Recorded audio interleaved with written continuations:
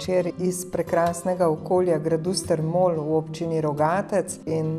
hvala, da ste nas povabili k vam. Ja, lep pozdrav tudi vam, pa vsem gledalkam in gledalcem VTV vaše televizije iz Rogatca, konkretno tako kot ste omenili, iz gradu oziroma dvorca Strmol. To je eden gotovo biserov v vaši občini, zelo ste ponosni na to, da ste ga lahko tudi tako lepo prenovili. Ja, prav gotovo. Moram povedati, da to je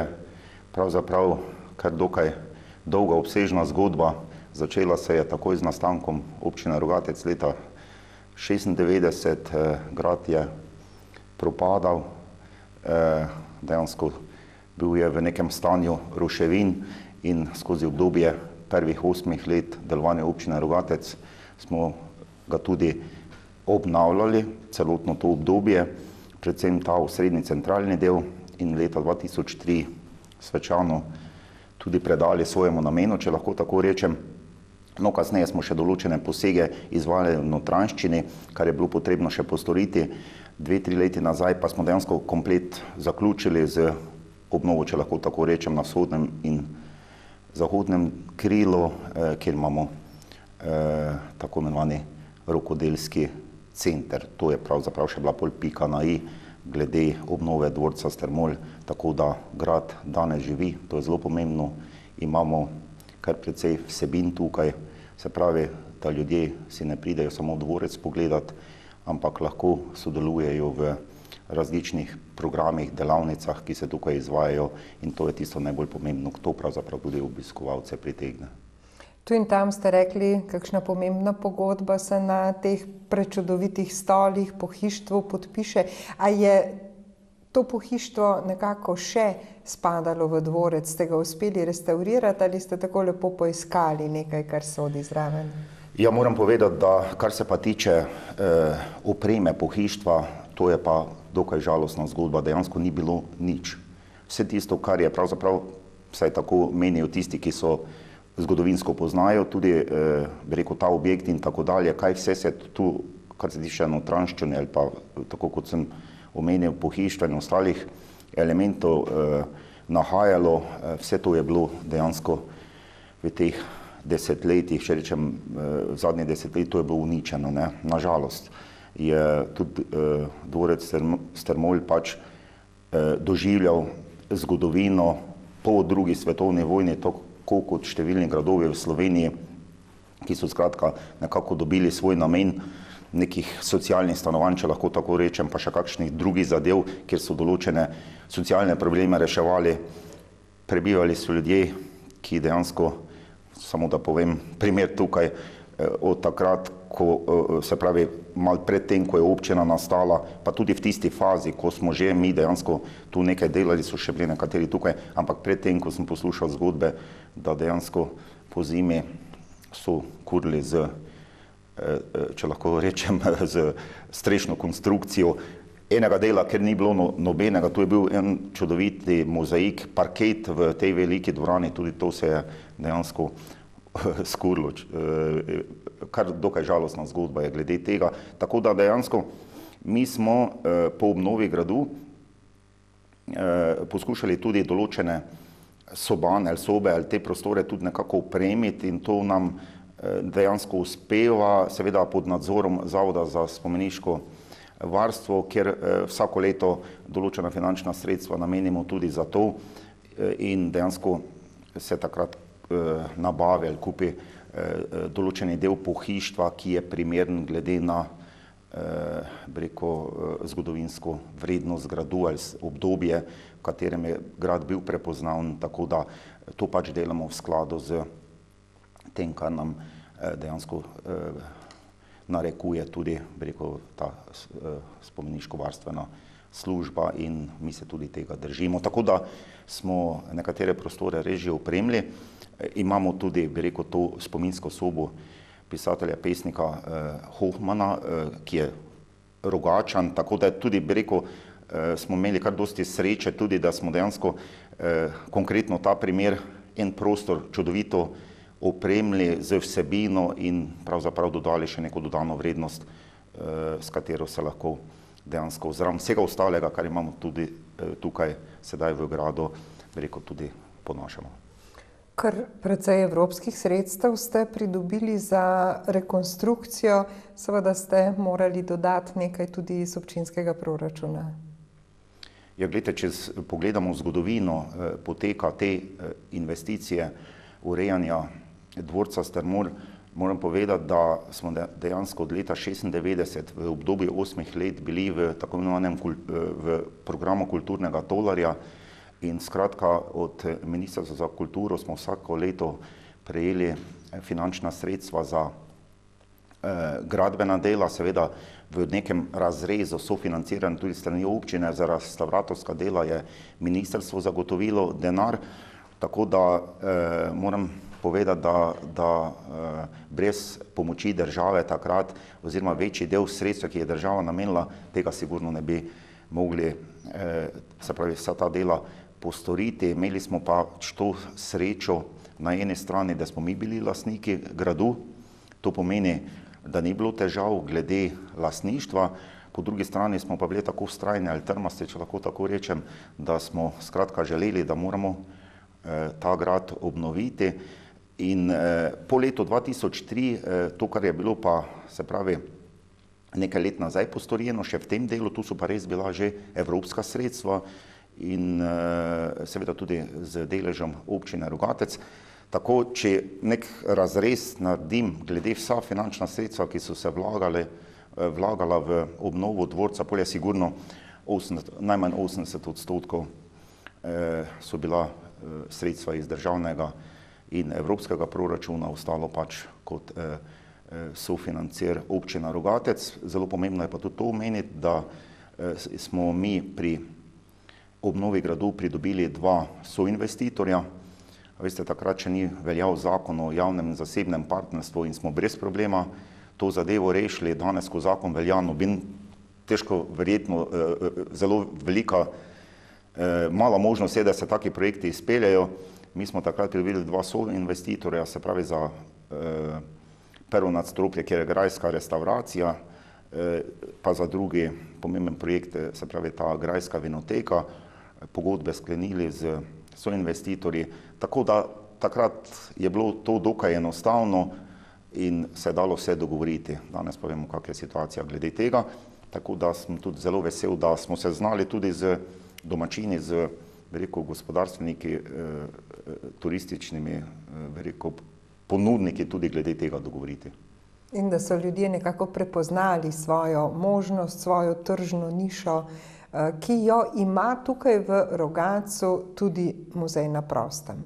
Eden izmed, če so pri teh biserih začela, je gotovo tudi muzej na prostem, prekrasno urejen. Bili ste tudi kandidati za Evropski muzej leta. Ja, seveda to je druga, še starejša zgodba, ki je nastala pred, zdaj lahko rečemo, celo več kot 3 desetletji. Se pravi, domačini, entuzijasti, ki so skratka videli tu neko možnost, da se na enem mestu prikaže ta stavbna kulturna dediščina ljudi, ki so tukaj v teh podobnih ali izvirnih objektih živeli pred 100-200 leti. In to je bila želja takrat društva, ki se je ustanovil za urejanje muzeja na prostem Rogatec. Seveda tudi tukaj je bil velik posluh strani Ministrstva za kulturo, skratka države, glede na to, da tovrstnih muzejev v Sloveniji skratka ni bilo, oziroma takrat je nekako država si zadala za nalogo, da tudi pri nas nekako se izluščijo 3-4 muzeji, ki bodo nekaj predstavljali v Sloveniji. In danes smo lahko res ponosni mi Rogačani, da skratka naši ljudje, tisti, ki so od začetka skrbeli za to kot društvo, pa sedaj, kasneje, ki je to občina nadaljevala, zdaj imamo ustanovljen muzej, Zavod za kulturo, turizem in razvoj, ki skrbi glede tega, da smo skratka postali največji tovrstni muzej v Sloveniji. Vemo vsi skupaj, da mi se ne moremo z nekim velikimi muzeji, jaz sem bil na Poljskem, recimo na Slovaškem in tako dalje, ko imaš 10-krat večji muzej na prostem, kot je to pri nas, ampak skratka za slovensko, nek obseg tega smo pa prav gotovo zelo pomembni, tudi če omenim, ko sem od 2004 do 2008 bil poslanec državnega zbora, ko sem omenil, da sem z Rogatca, oziroma ko sem se z ljudmi govoril, te Rogatec so prepoznali predvsem po muzeju na prostem, tako da najbrž, oziroma moram povedati, da sem kar trdno prepričan, da mi mogoče, ki tukaj živimo, znamo to premalo ceniti, tisti skratka, ki pa od drugod prihajajo k nam, pa imajo kar veliko lepega povedati glede tega. Skratka, pa tako kot dvorec Strmol, pa ostale tudi, bi rekel, objekte ali pa te naravne lepote, vrednote, ki jih imamo pri nas, nekako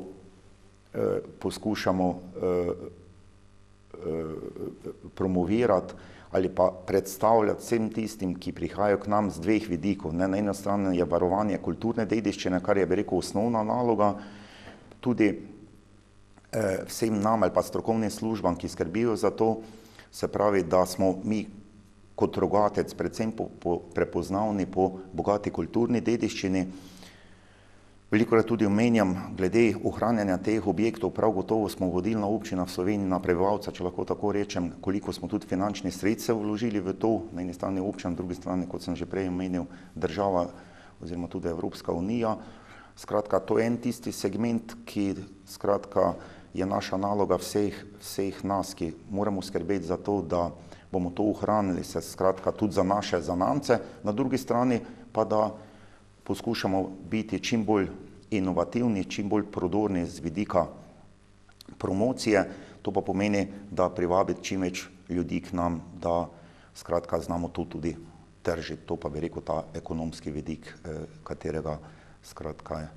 nekako, za katerega je zadolžen Zavod za kulturo, turizem in razvoj občine Rogatec. Rekli ste, da ste nastali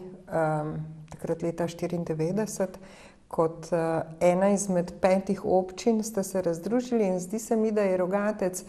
spet en dokaz, kako lahko občina, če je samostojna, ne pod okriljem večje občine, deluje zelo suvereno in tudi veliko več naredi. Ja, jaz vedno razlagam dejstvo, da lokalna samouprava je prinesla veliko dobrega, predvsem bi rekel tem majhnim podeželskim občinam. Vemo, da v tej 24-letni zgodovini so bila precej različna mišljenja,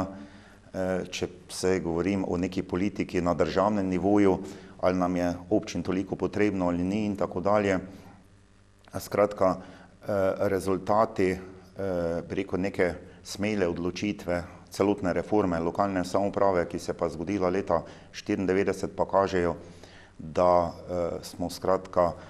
oziroma se je takrat naredila dobra poteza, glede tega vemo, da predtem je bilo, mislim, da okrog 60-65 teh tako imenovanih velikih komunalnih občin, če lahko tako rečem, in skratka ljudem tudi na, bi rekel, bolj razpršenem območju Slovenije, tudi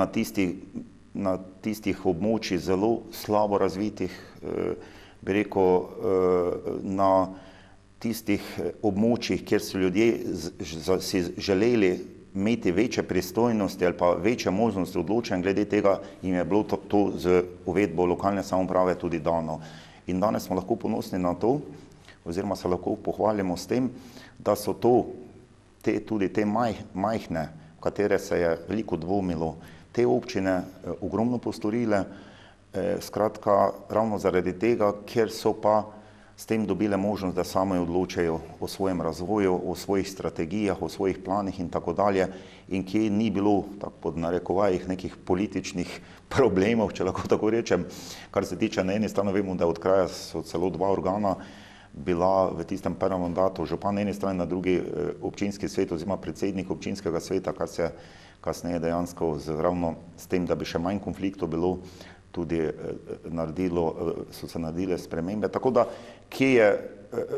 bilo prisotno sodelovanje, župan, občinski svet, ljudje, prebivalci, občani, ni bilo težav za napredek in vidimo danes, da ta napredek je bistveno viden v Sloveniji. Edino ena cokla, ki ostaja, v teh 20 letih je ta, da država dejansko ni uresničila nikoli, kljub temu, da se je sprejemala zakonodaja na tem področju, ampak to je bila samo črka na papirju, se pravi ta skladni regionalni razvoj. Kaj to pravzaprav pomeni, da si vsi skupaj bi želeli, da bi, se pravi, nerazvita območja ne toliko zaostajala za razvitim območjem. To je namen tega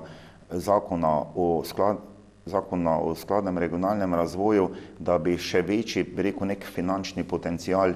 bil namenjen za tista območja, ki predstavljajo, bi rekel, nek razvojni problem v Sloveniji, kar se tiče gospodarstva, malega gospodarstva, nekih drugih pomembnih potencialov za razvoj gospodarstva. To pač se ni naredilo, upamo, da bo v prihodnje kaj več na tem narejenega, saj ravno zaradi tega je tudi nenehno se govorilo o pokrajinah. Jaz tudi sam osebno menim, da decentralizacijo moramo narediti, kajti šele takrat bo dana možnost, bi rekel,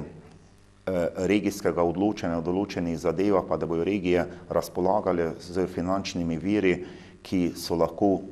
bi rekel, regijsko in državno pomembno. Če se bo to naredilo, potem lahko upamo, da v prihodnje teh razlik bo manj, kajti posledica tega je pravzaprav ta, da, bi rekel, ta zahodni oziroma ljubljanski del je vedno še bolj razvit, nekateri drugi kraji v Sloveniji pa pravzaprav capljajo od zadaj, ampak to je problem, ki se dejansko nanaša na državno politiko. Gospod Martin Mikolič, lokalne volitve čakajo župane v mesecu novembru in ko ste imeli slavnostno sejo ob občinskem prazniku, ste se nekako ozrli pravzaprav na ta celoten 4-leten mandat bolj in pogledali, se zahvalili. Veliko je bilo narejenega v zadnjem obdobju, kljub temu, da vam nekako to finančno stanje, finančna konstrukcija ni bila naklonjena.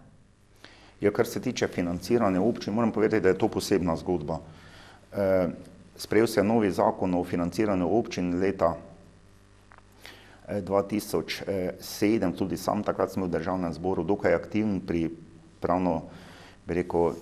tudi neki vsebini tega zakona. Ogromno smo imeli teh usklajevanj in smo poskušali lokalnim skupnostim zagotoviti čim več sredstev za neko normalno delovanje, pa da še bo nekaj ostalo za investicije. Veste, takrat to zgodbo med ostalim Ljubljana je nekako izgubila tisti 60 milijonov, kar je pol nenehno bilo na javnih, če lahko rečem, nekako opozorili, da smo Ljubljani takrat vzeli ta denar, ki je šel dejansko v namen financiranja, bi rekel, te zagotovljene porabe po tisti tako imenovani formuli, kako se to izračuna. Dejansko se je denar prerazporedil, če lahko tako rečem. Ampak ugotavljamo po 10 letih, da imamo danes nekako vsaj zadeve, jaz osebno dokaj dobro poznam, skozi to spremljam, nekako tri skupine občin. Ene so tiste, ki pravzaprav nekako brez problemov normalno funkcionirajo, predvsem so to mestne občine, pa še marsikatera druge. Potem so občine, ki dejansko tudi zdaj, v tej prvi skupini, ko sem govoril, se pravi normalno funkcioniranje tudi denarja za investicije je dovolj tudi ravno predvsem zaradi tega, ker razpolagajo z velikimi sredstvi lastnih virov, ker vemo, kje se ogromno gradi, kje je, bi rekel, so velika vlaganja in tako dalje, tudi zadnji komunalni prispevek, na drugi strani je nadomestilo za uporabo stavbnega zemljišča, pa še marsikatere druge zadeve, ki so dejansko vir občin. Potem imamo to drugo skupino, ki tudi nekako normalno funkcionira, zraven,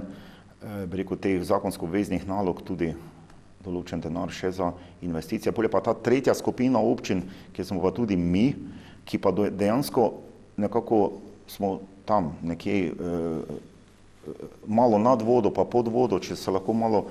pošalim, in dejansko glede na to, da v zadnjem od nastanka krize glavarina, vemo, da najprej se je celo znižala, zaostaja cirka za 100 evrov glede na tisto, kar bi po zakonu nam pripadalo, in to nas dobesedno duši. Mi imamo finančne vire v tolikšni višini, se pravi izračun primerne porabe, da lahko nekako pokrivamo finančne stroške oziroma zakonsko vezne naloge. Vemo, da tega je vedno več. Po drugi strani ugotavljam, da predvsem smo tu prizadete občine, ki imamo, bi rekel, glede na kvadratni kilometer, če tako rečem, tukaj še gosto poseljeno, se pravi prebivalstva imamo, in to pa pomeni, da je treba ogromno finančnih virov vlagati tu, kar je pa, bi rekel, na kar smo pa lahko tudi v končni fazi ponosni. Ampak danes, bi rekel, tako imenovani človeški faktor povzroča največji strošek, se pravi predšolska vzgoja, osnovnošolsko izobraževanje, potem imamo starejše v domovih in tako dalje. In glede na izračun, kako se, bi rekel, ta korekcijski faktor določa, je to pa po drugi strani neugodno, več ti prinese tista površina in tako dalje. In na to velikokrat opozarjam, da tu bo potrebno nekaj narediti, če hočemo, da bomo občine enakovredne glede financiranja. In to moram povedati, v zadnjem 4-letnem mandatu smo imeli kar težave, ko bi lahko določene projekte tudi izvedli mi, kjer je bilo potrebno zagotoviti lastna sredstva, se pravi nek evropski denar je bil odzadaj, pa domači denar, pa na koncu ugotavljaš, da ne moreš lastna sredstva zagotoviti, je pa, vemo, vedno, če ne najmanj, DDV je strošek občine. Tako da v prihodnje bo potrebno na tem nekaj narediti, ampak kljub temu mi smo tudi v tem mandatu kar precej postorili, sem pa nekako izbral to načelo, ko je že bilo dejansko pred 15 leti, kjer smo pred tem, ko je bil evropski denar, da poskušamo čim več finančnih virov, ki se vlagajo v našo občino, pridobiti na ta način, da so dejansko ministrstva financier ali investitor, predvsem imam v mislih tu ministrstvo za infrastrukturo glede gradnje državnih cest, pločnikov in tako dalje, kar pa se bo pri nas tudi kar določeni projekti v prihodnje, oziroma nekateri so se že tudi začeli, se bo izvedlo, ne. In ti projekti, kot so ceste, urejanje te infrastrukture, so dejansko tudi tisti, ki ljudem po eni strani najbolj padejo v oči, po drugi strani so jim zelo koristni, in tega, kot ste rekli, ste naredili v Rogatcu, če se mogoče omejiva na zadnja 4 leta, kar precej. Ja, gledajte, kar se tiče področja vodooskrbe, ne, to moram povedati, da mi imamo v občini Rogatec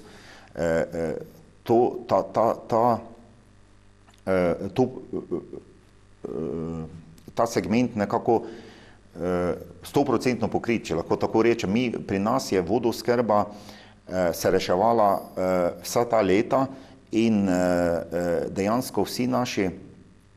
občani imajo možnost, da se priključijo na javni vodovod, tisti, ki še recimo ga tudi nimajo. Tako da niso priključeni, ker so še skratka na nekih zasebnih vodovodih. Tako da v lanskem letu smo, pa v letos tudi zaključili še ta, bi rekel, celo projekt tam na področju Donačke gore imenujejo visoka cona, zakaj, ker je to v teh višjih predelih, ker so vikend objekti in tudi ti so želeli, da bi tudi voda bila pripeljana do njih, tako da smo tudi to zadevo zaključili, oziroma zaključujemo v tej dneh, da se tudi tam ljudje lahko priključijo. Skratka, glede tega je pri nas postorjeno maksimalno, kar je možno. Mogoče se še kje pojavi kdo, ki ima zdaj v teh poletnih mesecih težavo zaradi vode, glede na to, da še ima svoj vodovod, ampak še enkrat pravim, ni problem, se lahko priključi na javno vodovodno omrežje, s katerim upravlja OKP Rogaška Slatna. Tako da na to področje smo lahko res veseli, glede na to, da, ko danes ugotavljamo, voda je pač en tistih zelo pomembnih virov, ki skratka pravimo, no, cesto rabimo, telefon rabimo, elektriko, ampak to so že zdaj področja, ki so bila poskrbljena že pred leti, ne, ampak voda je pač zelo pomemben vir in brez vode, skratka si ne predstavljam niti, kako bi ljudje živeli v teh naših tudi hribovitih območjih, glede na to, da v poletnih mesecih so težave bile glede teh vodnih virov. Vemo, da so tudi gasilci pred leti v cisternah vozili vodo. Tako da to je pri nas res odlično rešeno. Kar se tiče cestne infrastrukture, kar se teh lokalnih cest, s katerimi občina upravlja, je pri nas tudi kar precej. Vsako leto določena finančna sredstva namenimo tudi, da kakšen odsek še posodobimo, se pravi poasfaltiramo, ampak to je zgodba, ki se vleče iz leta v leto in na tem področju bo vedno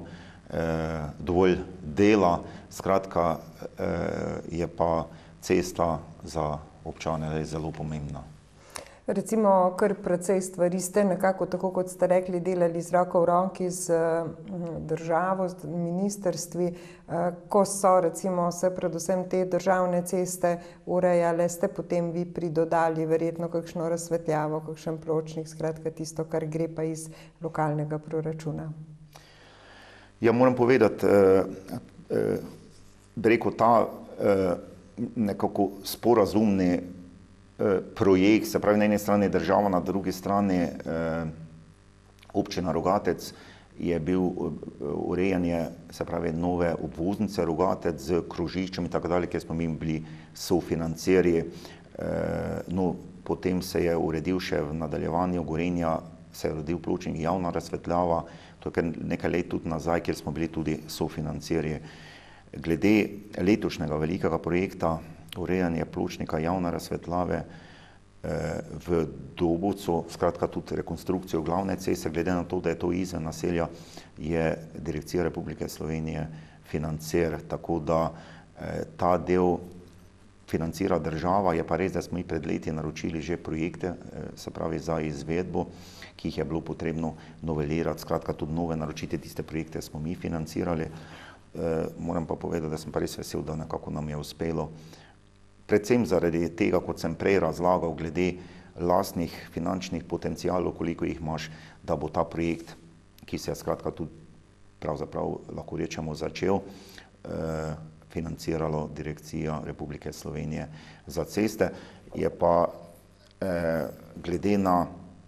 vso to stanje, ki smo ga v letošnjem letu doživljali, glede preko teh prometnih velikih zagat ali zamaškov pri nas, glede v času turistične sezone, tudi nekako direkcija spoznala, tudi veliko sem bil v kontaktu z ministrstvom za notranje zadeve, da je potrebno preko to državno cestno infrastrukturo primerno reševati v prihodnje, da bojo ljudje imeli čim manj težav, glede na to, da smo pač kot občina Rogatec, pa kot vsak kraj Rogatec na zelo pomembni prometnici ali dveh prometnicah, se pravi te glavna cesta Celje, Šentjur, Dobovec, ki skratka vodi naprej pomembno povezavo na Hrvaško oziroma do morja z dvema pomembnima prehodoma tukaj v Rogatcu. Zelo pomemben je Dobovec, pa ta lokalna cesta, ki bo vedno bolj pomembna,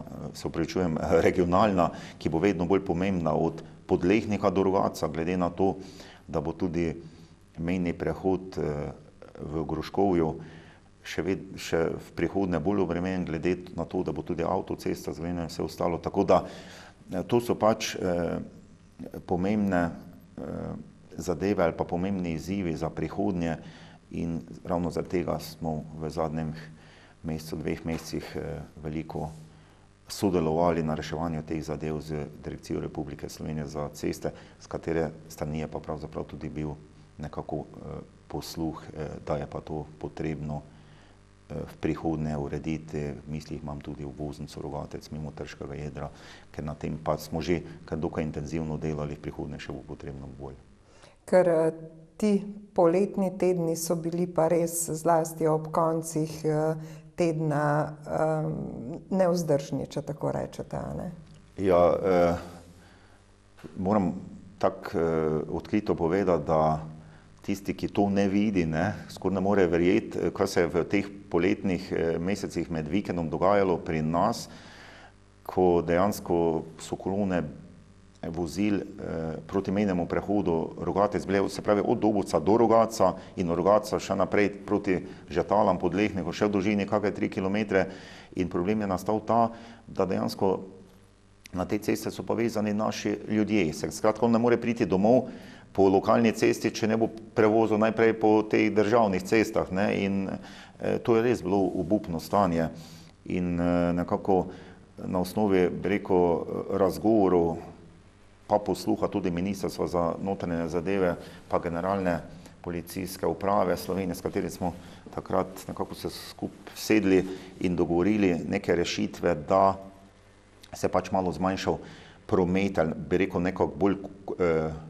kontrolirano usmerjal skozi Rogatec, da so te zastoji za naše ljudi oziroma neki prometni zamaški bili manjši. In moram vam pa povedati, da v prihodnje prav gotovo se tega ne bomo rešili, glede na to, da je pa, tako kot sem že prej omenil, dokaj pomembna prometnica tukaj in bo treba, bi rekel, to infrastrukturo temu primerno sanirati, primerno reševati, tudi primerno urejati kako lokalno cesto, ki je vezana dejansko na ta problem, da bodo naši občani pa lahko po kateri drugi lokalni cesti se pripeljali domov. To pa pomeni, da je treba cesto temu primerno usposobiti, razširiti, pa zagotoviti varnost. Predvsem pa tudi ta cesta iz Podlehnika do Rogatca bo potrebno jo sanirati in tudi razširiti. No, vesel sem, glede na to, da smo konec lanskega leta podpisali pismo o nameri z Ministrstvom za infrastrukturo o urejanju te ceste, se pravi občina Podlehnik, Žetale, Rogatec, Podčetrtek in Rogaška, kajti tudi Podčetrtek in Rogaška sta tu zraven, glede na to, da je dejansko na te dve turistično pomembni središči vezana tudi ta cesta oziroma potencialni obiskovalci, da so še pa kar začeli z reševanjem problema, da se do Žetal tudi cesta že širi, tudi se bo sanirala, preplastila, se pravi, da ta prva faza nekako bo letos, kot imam informacije, do oktobra zaključena, pol bi pa naj od Žetal tudi do Rogatca se cesta razširila in primerno uredila. Ta en del, ki je dejansko dobil svoj pomen ravno na osnovi tega pisma o nameri, ki smo ga podpisali, pa tudi na osnovi tega, da je to potrebno nujno rešiti zaradi teh prometnih težav v poletnih mesecih. Seveda, potem pridemo na naš trg, središče Rogatca, kjer je bilo tudi nevzdržno stanje in tu pač bo potrebno čim več narediti, da tudi ta cesta mimo Trškega jedra, konkretno ta regionalka, da se tudi to reši. Država oziroma direkcija je v lanskem letu začela z aktivnosti glede izdelava investicijske dokumentacije in tako dalje. Ta zadeva je zaključena. Mi moramo sedaj sprejeti podrobni prostorski načrt za traso. Tukaj sem zadnjič se pogovarjal z direkcijo za infrastrukturo, kjer bomo skupaj stopili, da to zadevo čim prej rešimo in da v nekem srednjeročnem obdobju tudi pride do realizacije tega projekta. Urejanje Trškega jedra je pravzaprav že kar dolgoletna želja vaša, občank, občanov občinskega sveta. Ja, gledajte, mi smo pred leti izdelali študijo, potem pa tudi projekte za izvedbo glede ureditve samega Trškega jedra, kjer bi naj pravzaprav trg dobil tisto podobo, ki je imel pred davnimi časi, če lahko tako rečem, ampak ta rešitev je nekako tako bila podana, da nekako to prometno, problem prometa skozi trg se pač reši. Zdaj so tu dve variante, ali s tisto mini obvoznico, če lahko tako rečem,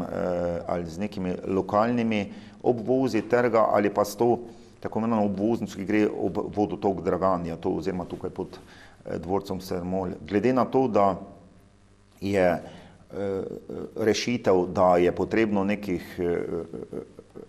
preko teh 600-700 metrov te obvoznice zgraditi, kar bo dolgotrajna oziroma končna rešitev tudi. Kar se tiče samega trškega jedra, se pravi, ta lokalni promet bo normalno funkcioniral, tudi prometna rešitev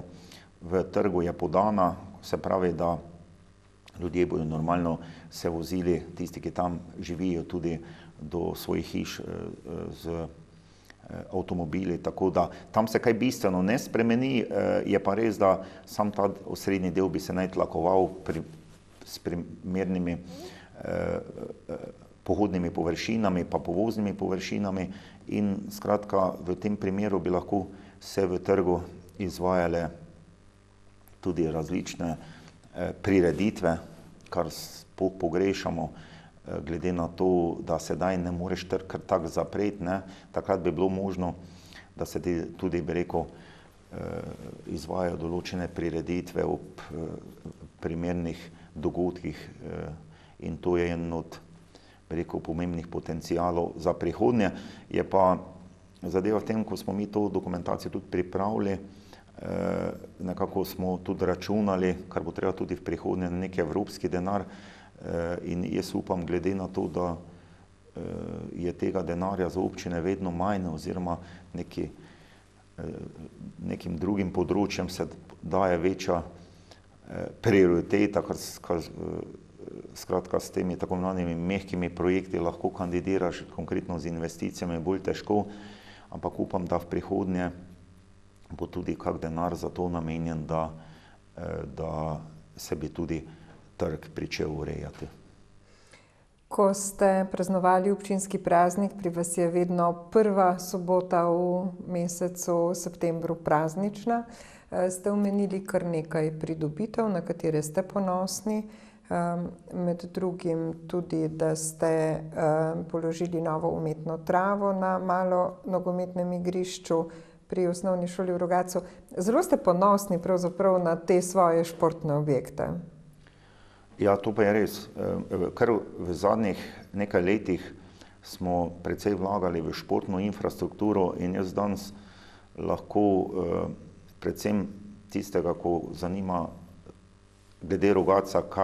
po čem bolj izstopamo, so to dva področja. Na eni strani je o tem, kar smo uvodoma govorili, se pravi ta bogata kulturna dediščina, objekti, s katerimi skratka tudi promoviramo naše kraje oziroma te objekte, ki jih ohranjamo na eni strani, na drugi strani ti objekti privabljajo tudi obiskovalce. Drugo pomembno področje je pa tako imenovana športna infrastruktura in tudi tu se je ogromno postorilo, kajti vemo, mi smo zgradili novo športno dvorano, imamo dva novo zgrajena velika nogometna igrišča, ena z naravno, ena z umetno travo. V tem športnem kompleksu se tudi igrišča za odbojko na Mevki, malo nogometno igrišče. Skratka, ta kompleks je zelo pomemben tudi za občino Rogatec, predvsem tudi z vidika, ker poskušamo nekako določene korake narediti na tako imenovanem športnem turizmu, ne, in ti objekti skratka so tudi namenjeni za gostovanje ali pa gostimo številne tuje klube tudi na pripravah pri nas, ne, predvsem ko govorimo o nogometu, tudi kar se tiče dvorane, vemo, vedno vsako leto tudi košarkarska reprezentanca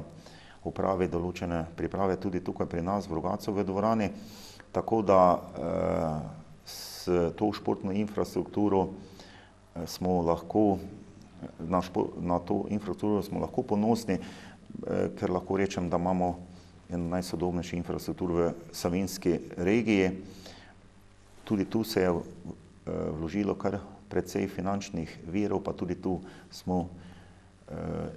imeli posluh strani države, tudi nekaj evropskega denarja je bilo namenjeno za to, za gradnjo teh objektov, tako da tudi tu smo bili uspešni pri črpanju domačega, lahko rečem, državnega denarja in evropskih sredstev, tako da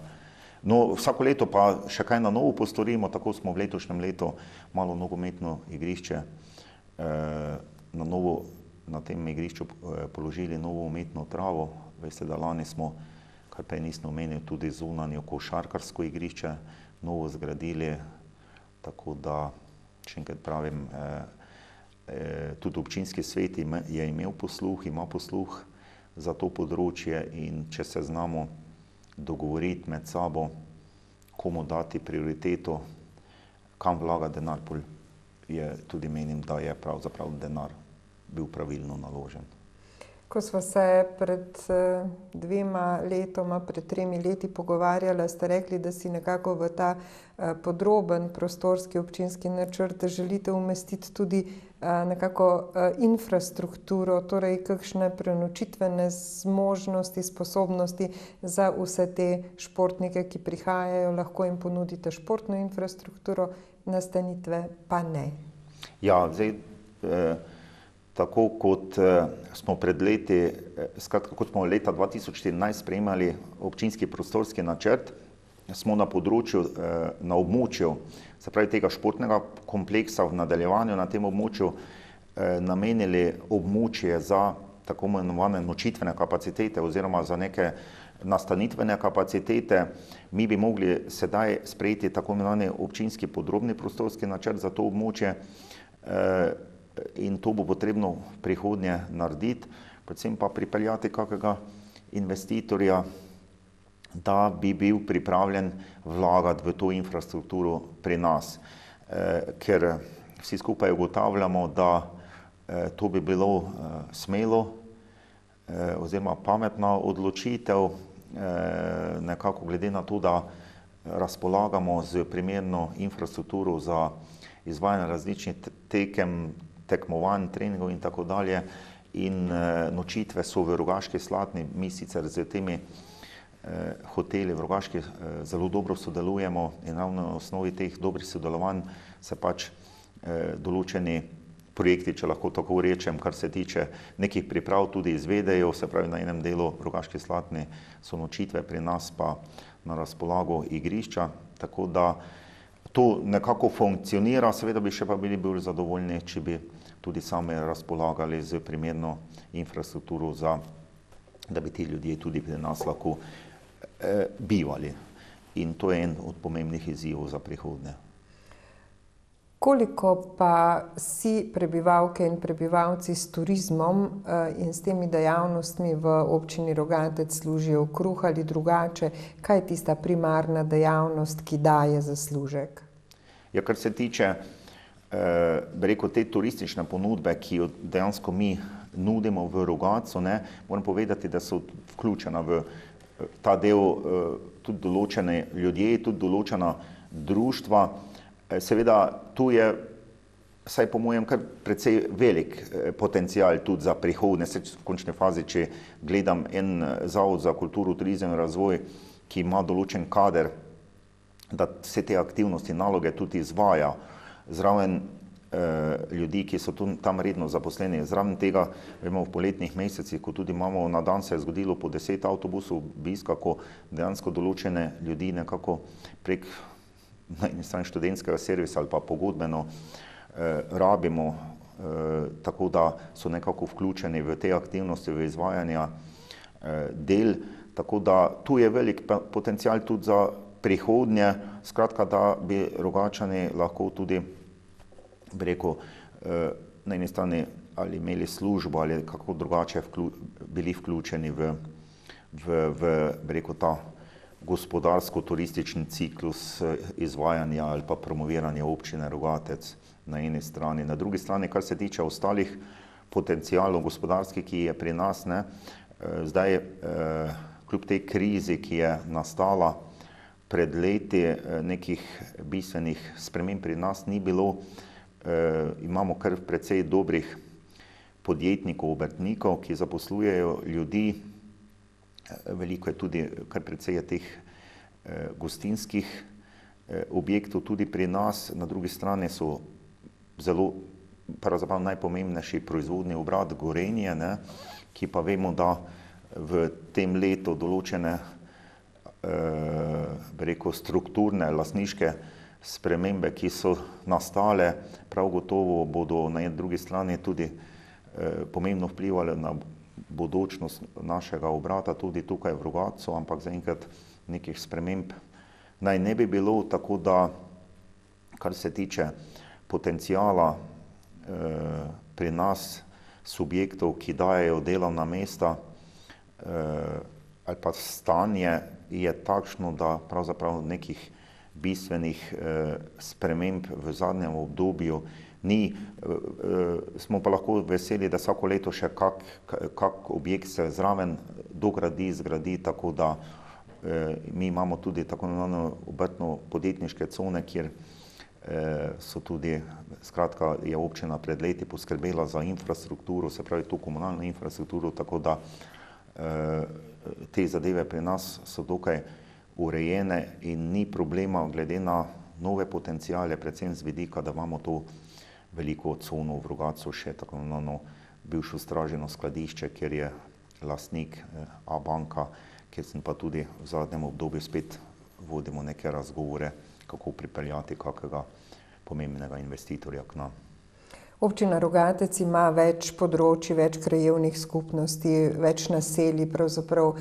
kako potem izbirate, kam boste vlagali tisti denar, ki pa vendarle v občinskem proračunu gre za investicije, koliko pogledate, da je nekako razpršen enakomerno? Poglejte, glede tega nismo imeli nikoli težav, da nam bi kdo očital, ja, pri nas se pa premalo vlaga več v drugo krajevno skupnost, mi imamo 3 krajevne skupnosti, Rogatec, Dobovec in Donačka gora in poskušamo, če sem prej omenil na državnem nivoju, ta skladni regionalni razvoj, problem, mi poskušamo na nekem lokalnem nivoju peljati nek enakomeren razvoj, kar je prav glede vlaganja, glede zagotavljanja nekih drugih potencijalov, recimo, da imajo primerno možnost objekte, prostore, tudi osnovne šole, vrtci in tako dalje. Mi imamo zraven centralne šole v Rogatcu tudi v teh obeh krajevnih skupnosti podružniške šole, imamo v teh obeh krajevnih skupnosti zagotovljen tudi prostor za malčke, za vrt, imamo, se pravi, oddelek vrtca, tako da poskušamo nekako enakovredno določena finančna sredstva vlagati v posamezno krajevno skupnost. Tudi ogromno se je postorilo na področju požarne varnosti, gasilski domovi, kar se tiče cest, ko smo prej ugotavljali vodovodi in tako dalje, ker predvsem ta infrastruktura je bila, kar se tiče potreb po gradnji te infrastrukture, predvsem v teh hribovitih predelih, se pravi Donačka gora, Dobovec, in tu smo poskušali v preteklosti čim več teh problemov rešiti, tako da še enkrat pravim, poskušamo biti čim bolj enako, da so pač naši ljudje pomembni vsi in da tudi nekako pravično podelimo, tudi razdelimo denar ali pa bi rekel, namenimo denar za posamezno območje, se pravi skratka za vse 3 krajevne skupnosti. Omenili ste osnovne šole, podružnične osnovne šole, ki so zelo pomembne za to okolje, vrtec. Eden izmed projektov, ki ste si ga pravzaprav zelo želeli izpeljati, pa nekako ni bilo dovolj sredstev, je bila gradnja nizko oziroma nič energijskega vrtca v Rogatcu. Ja, to je bil en od zelo pomembnih, ali bi rekel, en večjih projektov, ki smo si ga želeli realizirati. Mi smo celo pridobili že sklep o sofinanciranju strani Ekosklada. Za en del bi najeli kredit, ostalo zagotovili iz proračuna, ker smo tudi v proračunu za leto 17 in 18 določena finančna sredstva namenili v proračunu, ampak najugodnejši ponudnik na razpisu je bil kar $500 000 dražji od teh nekih predvidenih sredstev, tako da smo projekt ustavili in dejansko ga časovno zamaknili za boljše čase, če lahko tako rečem, oziroma za prihodnje. Je pa res, da smo pa že izvedli, kar se tiče samega projekta, določene rekonstrukcije oziroma pocenitev projekta, ki se določene racionalizacije so se lahko naredile, tako da bi naj se višina investicije znižala in nekako vsekakor je ta projekt za prihodnje,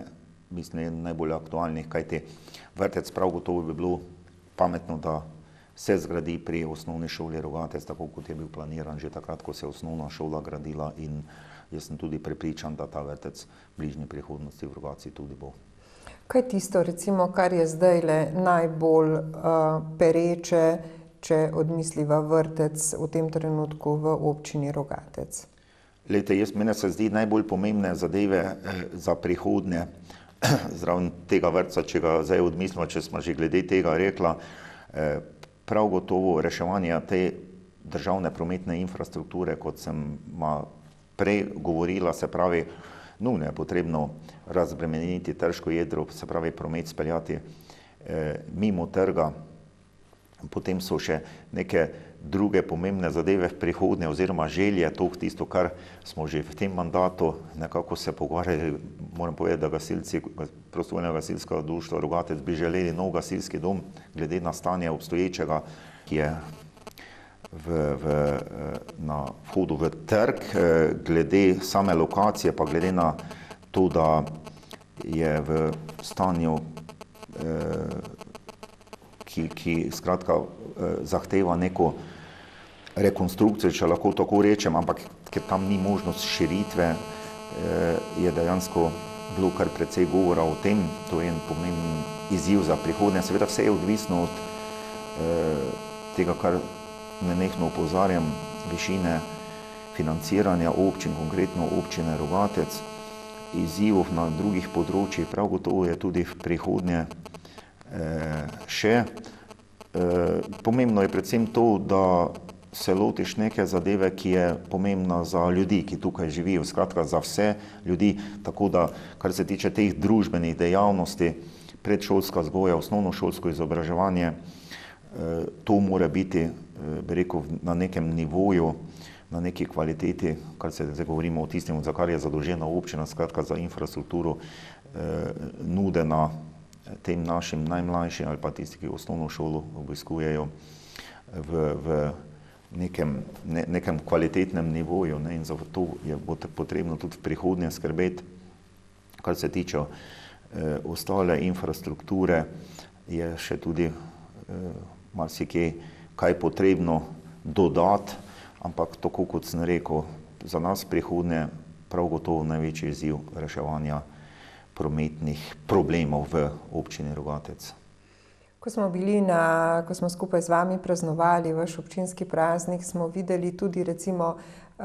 glede na izbor občinskih nagrajencev, da so v Rogatcu, v občini Rogatec zelo aktivna društva, od kulturnih, športnih, gasilskih. Imate izjemne posameznike in prav tako izjemna društva. Ja, na to smo pa res lahko ponosni, da številna društva, ki delujejo v občini Rogatec, so zelo aktivna. Nekatera so se po nastanku občine na novo ustanovila in, ko sem prej govoril o pomenu lokalne samouprave, en od pomembnih segmentov k razvoju določenih območij v Sloveniji so prav gotovo, če zdaj govorim z vidika družbenega, družabnega življenja, tudi dodala ali pa dodajajo nenehno društva, ki delujejo v posameznih lokalnih skupnosti. Tudi pri nas je tako in lahko smo samo veseli, da ljudje, bi rekel, se znajo družiti, da znajo skupaj stopiti, da znajo, bi rekel, določene pomembne naloge tudi prevzeti nase čisto volontersko, da želi vsak prispevati svoj delež k prepoznavnosti kraja, k prepoznavnosti družbenega ali družabnega življenja v kraju,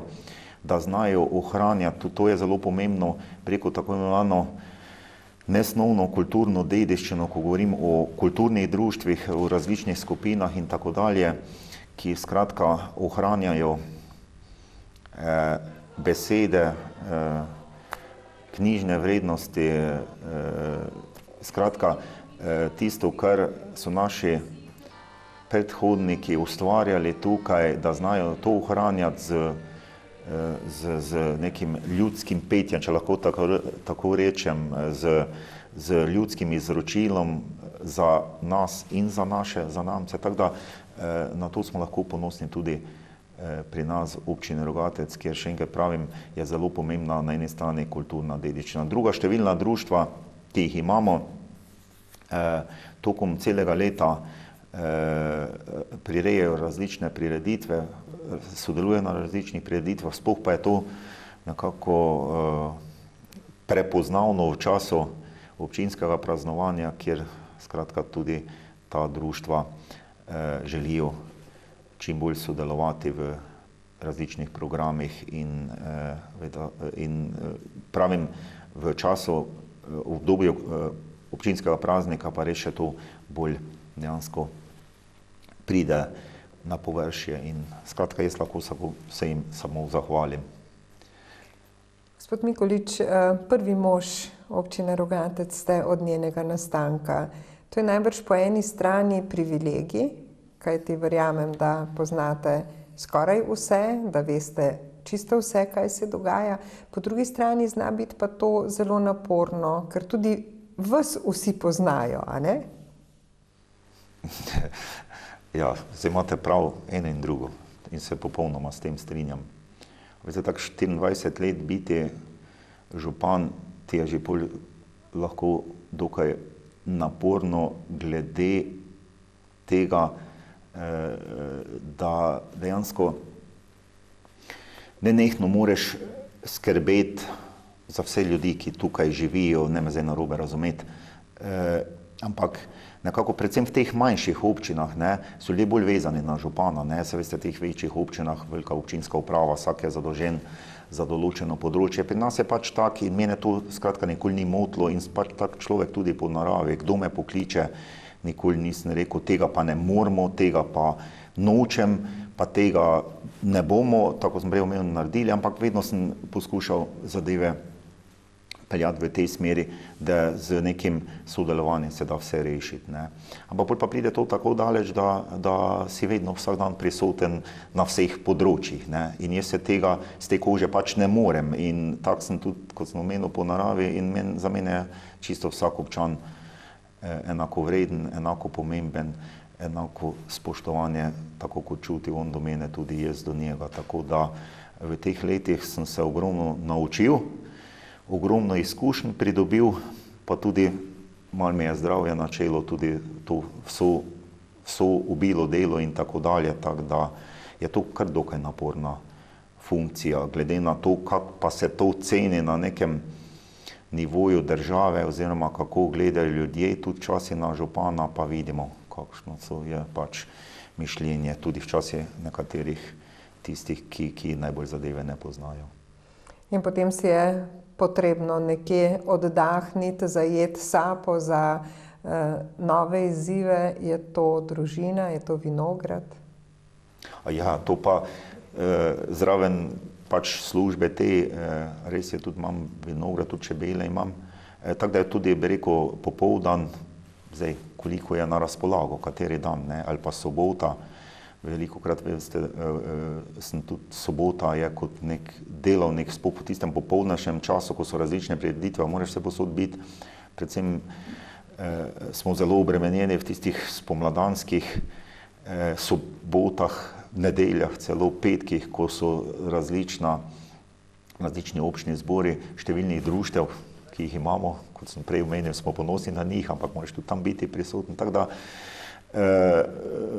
koliko je pa tistega razpoložljivega časa, se pravi za družino, za kakšne druge hobije, če lahko tako rečem, če ravno tudi vinograd ni kar tak hobi, tako da tam pa pravzaprav rad opravljam vsako delo in me pravzaprav to tudi veseli, delo v vinogradu pri čebelah, pa tudi včasih kakšnim prijateljem grem kaj pomagati, glede na to, da tudi oni meni ogromno pomagajo. Jesenske volitve so pred vrati, ste že razmišljali, se boste še enkrat podali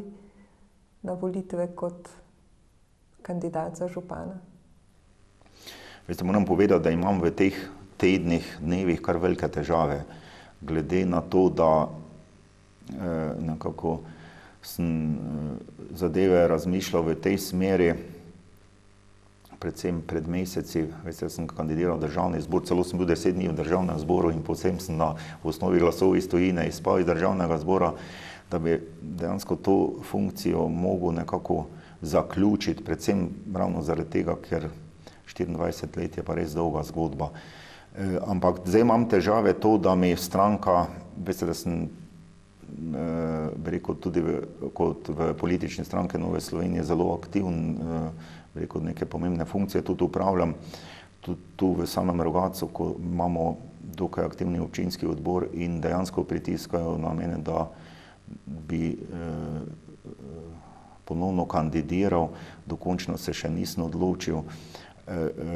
Moram vam pa nekaj povedati, stranko sem vedno spoštoval, sem imel rad, predvsem pa spoštujem in imam rad naše ljudi, s tistimi, katerim sem toliko in toliko let skupaj delal. In v končni fazi, ne vem, sem kar, bi rekel, malo v nekem premisleku, če lahko tako rečem, ko me vsak dan ljudje kličejo, ja, župan, pa se še boš menda kandidiral. In to je tisto neko opozorilo občanov, da jih ne smejem, ali pa mojih volivcev, pa tudi stranke, ne smem jih pustiti na cedilu, bom se pa v bližnji prihodnosti odločil, kako bo naprej. Kakorkoli se boste odločili, želimo vam vse dobro. Za nocoj pa najlepša hvala, da ste nas gostili in za tale pogovor. Hvala tudi vam.